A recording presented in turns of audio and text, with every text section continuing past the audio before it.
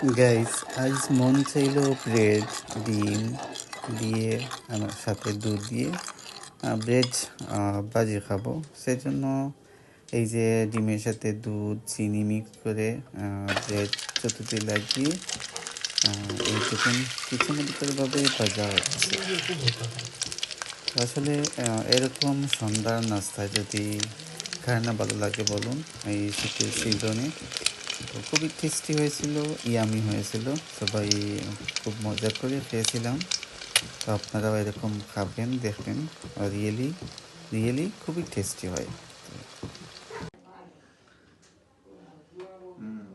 Yummy Raisa কেমন হয়েছে? Test হয়েছে, আসলে দেখতে চমৎকার হয়েছে আর খুবই টেস্ট হয়েছে। আপনারা এভাবে তৈরি করে খাবেন, আশা করি সবার ভালো লাগবে।